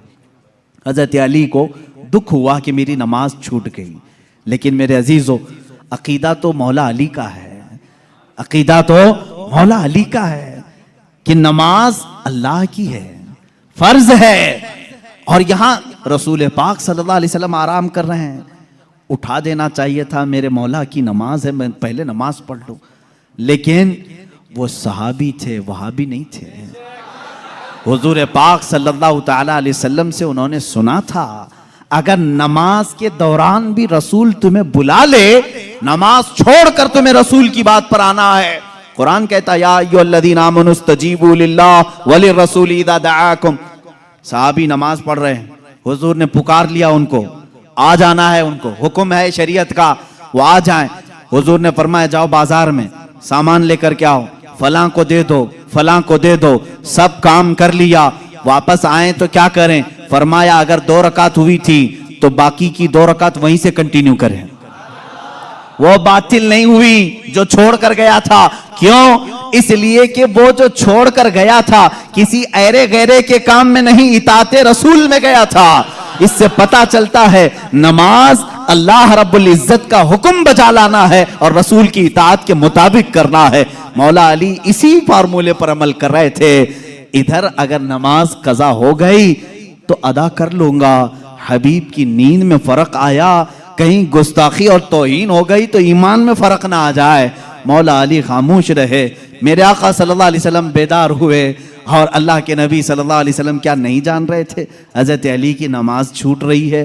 क्या हजरत अली की कैफियत को नहीं देख रहे थे? देखा, पूछा, अली गमगीन हो, कहा असर नहीं पड़ी। अल्लाह के नबी सल्लल्लाहु अलैहि वसल्लम ने पूरी कायनात को ये दर्स दिया है उस दिन, सिर्फ मौला अली के लिए नहीं, पूरी कायनात के लिए, कि जो मोहब्बत मुस्तफ़ा में चीजें फना होती हैं, अल्लाह तबारक व तआला जिंदगी में उसे सूरज भी पलटा करके अदा कर देता है। हजरत अली रज़ियल्लाहु तआला अन्हु के लिए हुजूर पाक सल्लल्लाहु अलैहि वसल्लम ने डूबे हुए सूरज की तरफ इशारा फरमाया और कहा कि जहां तू डूबा है पलट आ। सूरज फिर वापस तुलू हुआ। हजरत उम्मे सलमा रज़ियल्लाहु तआला अन्हा हुजूर की ज़ौजा हैं, फरमाती हैं हमने पहली मर्तबा सूरज को पश्चिम से फिर से निकलते हुए देखा, थोड़ी देर के लिए, ऐसा नहीं कि पूरा निकला। असर के मकाम पर जो पीला सूरज होता है वहीं तक आया। हजरत अली करमल्लाहु वजहुल करीम ने नमाज अदा की, सूरज फिर वापस फिर गुरूब हुआ, इतनी ही देर के लिए आया, फिर पलट गया। इसीलिए इमाम अहले सुन्नत फाजिल बरेलवी रदी अल्लाह ताला अन्हु फरमाते हैं सूरज उल्टे पांव पलटे, चांद इशारे से हो चाक। सूरज उल्टे पांव पलटे, चांद इशारे से हो चाक। अंधे नजदी देख ले कुदरत रसूलुल्लाह की, अंधे नजदी देख ले कुदरत रसूलुल्लाह की। इशारे से चांद चीर दिया, छुपे हुए खूर को फेर दिया, गए हुए दिन को असर किया। ये ताबो तवा तुम्हारे लिए, जमीनो जमा तुम्हारे लिए, मकीनो मका तुम्हारे। रसूल करीम सल्लल्लाहु ताला अलैहि वसल्लम के मौजज़ात, सूरज का पलटाना ये मेरे आका के अजीम मौजज़ात में से है, अजीम मौजज़ात में से। किसके लिए पलटाया गया? मौला अली करमल्लाहु वजहुल करीम के लिए। अजीज़ा ने गिरामी, तारीख में, अब मौजज़ात की तारीख में बहुत सारी चीज़ें मौजूद हैं, यहाँ तक कि मुर्दों को जिंदा करने वाला जो मौजज़ा है, मैंने वो बच्चों के मुतालिक बताया, दूसरी हदीस है, हुजूर पाक सल्लल्लाहु तआला अलैहि वसल्लम खुद फरमाते हैं, मैं हुजून मक्का के करीब जो जन्नतुल माला कब्रिस्तान है वहां पर था। मैंने अल्लाह की बारगाह में अर्ज किया कि मौला मेरे माँ बाप किस हालत में है मुझे दिखा। हजरत बीबी आमिना और हजरत अब्दुल्लाह के मुताल्लिक ये खबीस आज अंगुश्त नुमाई करते हैं, उन्हें काफिर कहते हैं, उन्हें मुशरिक कहते हैं। सुनो हदीस पाक, यह हदीस साबित है। इमाम जलालुद्दीन सुयूती रहमतुल्लाह तआला अलैह ने अपनी किताब में लिखा है अत-ताज़ीम वल मिन्ना फी अन्ना अबवई रसूलिल्लाह सल्लल्लाहु अलैहि वसल्लम फिल जन्नह, किताब है उसमें हदीस भी है। फरमाते मेरे आका सल्लल्लाहु अलैहि वसल्लम, मैंने अल्लाह से अर्ज की, अल्लाह ताला ने मेरी माँ आमिना, मेरे बाप अब्दुल्ला दोनों को मेरे सामने हाजिर किया। वो वफात पा चुके, सालों पहले वफात पाए, और उन दोनों को मेरे आका सल्लल्लाहु अलैहि वसल्लम के सामने हाजिर किया गया। हुजूर फरमाते हैं बीबी आमिना ने भी मेरा कलमा पढ़ा, हजरत अब्दुल्ला ने भी मेरा कलमा पढ़ा, और इसीलिए तो हम कहते हैं वो पाक हैं मेरे आका सल्लल्लाहु अलैहि वसल्लम, और पाकों से मुंतकिल होते हुए आए हैं। हुजूर अकरम सल्लल्लाहु तआला अलैहि वसल्लम के मुतालिक जो अकीदा रखेगा कि उनके आबा व अजदाद काफिर थे, तो मैं समझता हूँ दुनिया में उससे बड़ा बदबख्त कौन है, उससे बड़ा ऐसा हिरमा नसीब जो हुजूर पाक के आबा व अजदाद पर ताना जनी करता है। अजीज़ान गिरामी, हमें तो बरेली के इमाम ने यूं कहा है, तेरी नस्ल पाक में है बच्चा बच्चा नूर का, तू है ऐने नूर, तेरा सब घराना नूर का। हुजूर से लेकर आदम अलैहिस्सलाम तक का जो घराना है वो सब घराना नूर का है, और नूर कुफ्र में नहीं जा सकता। अजीज़ान गिरामी वक़ार, ये मौजज़ात का बाब था, जितना भी बयान करूं वो कम है। अल्लाह के हबीब सल्लल्लाहु तआला अलैहि वसल्लम को रब ताला ने बेशुमार मौजज़े दिए। आखिरी बात जो शुरू में मैंने कहा था, और मौजज़े उस मकाम के लोगों ने देखा, उस जमाने के लोगों ने देखा। मूसा अलैहिस्सलाम का मौजज़ा उनकी कौम ने देखा, ईसा अलैहिस्सलाम का मौजज़ा उनकी कौम ने देखा, सारे नबियों के मौजज़े उनके जमाने की कौमें देखती रही। मोहम्मद अरबी सल्लल्लाहु तआला अलैहि वसल्लम को अल्लाह ने एक मौजज़ा ऐसा दिया जो हम भी देख सकते हैं, क़यामत तक देख सकते हैं, क़यामत तक देख सकते हैं, और वो मौजज़ा है अल्लाह की किताब कुरान मुक़द्दसा। ये रसूल करीम सल्लल्लाहु अलैहि वसल्लम का मौजज़ा है जो काफिरों के सीनों पर आज भी चैलेंज बन करके पुकार रही है। हिम्मत है तो लाओ इस तरह की एक किताब जिसमें अल्लाह रब्बुल इज्जत ने मौजज़ात के कमालात रखे हैं। बल्कि कुरान आज भी चैलेंज कर रहा है, ए अमेरिका, ए रूस के सुपर पावर, ए रशिया वालों, तुमने एटम बम बहुत बना लिए, मिसाइल पेट्रोल बहुत बना दिए, लाओ अल्लाह के कलाम के एक मिसल जिसको कुरान में मोतियों के तारों में जिस तरह बांधा गया है, जिसके इब्तिदा सूरह फातिहा से होती है, जिसकी खत्म नास पर होती है। अल्लाह ने पूरी किताब लाने के लिए तो चैलेंज किया ही था, बाद में कम किया गया और कहा गया पूरी किताब नहीं ला सकते, 10 सूरतें ला करके दिखा दो, 10 सूरतें इस तरह ला कर दिखा दो। 10 सूरतें नहीं ला सके, फिर अल्लाह ने फरमाया चलो 10 आयतें ला के दिखा सको। है मेरे अजीजों, फख्र से कहो, ऐ मुसलमानों, आज भी जिंदा जावेद मौजज़ा रसूलुल्लाह का हमारे दरमियान मौजूद है, वो अल्लाह की किताब कुरान मुक़द्दसा है। कोई अगर तुम्हारे हक्कानियत की दलील तुमसे पूछे, तुम्हारा मजहब हक है, क्या दलील है, उसके सामने कुरान पेश कर देना। कुरान 14 सदियों पहले आज के होने वाले वाकयात बयान कर रहा है, तेरे भी पास इसका कोई जवाब है तो ला करके दिखा दे, इसलिए कि रसूलुल्लाह का मौजज़ा है। दूसरा मेरी तरफ से चैलेंज है, सारे कंप्यूटर, सारे वेब, जितने भी इंटरनेट की दुनिया है, सारे हैकर जो इस जमाने में बड़ी बड़ी बैंकों को हैक करते हैं, सबसे मेरा चैलेंज है, आओ अल्लाह की किताब कुरान मुक़द्दसा को हैक करके दिखाओ और एक आयत हैक करके दिखाओ, मैं मान लूंगा। एक ज़बर हैक करके दिखाओ, नहीं कर सकोगे। तुमने दुनिया के बड़े बड़े पार्लियामेंट का डाटा चुराया होगा, अल्लाह के कलाम का एक ज़बर नहीं चुरा सकते। ये मेरा चैलेंज है, हैकर सब जमा हो जाओ, अल्लाह की किताब को हैक करके दिखाओ, इंशाअल्लाह अज़ीज़ सुबह क़यामत तक नहीं कर सकोगे।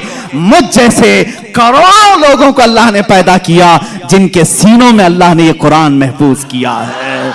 अजीज़ान गिरामी वक़ार, ये मेरे मुस्तफ़ा का जिंदा जावेद मौजज़ा है, इसको सीने से लगाओ, इसको पढ़ो भी, इस पर अमल भी करो। मौला हमें दुनिया में कुरान के साथ रखे और साहिब कुरान की मोहब्बत के साथ रखे। जब कब्र में जाएं तो मौला हमें कुरान के साथ कब्र में ले जाए और साहिब कुरान की जियारत नसीब करे। जब हशर में मौला हमें उठाए तो कुरान के साथ उठाए और साहिब कुरान ताजदार मदीना की शफाअत नसीब फरमाए। व आखिरु दावाना अनिल हम्दुलिल्लाहि रब्बिल आलमीन।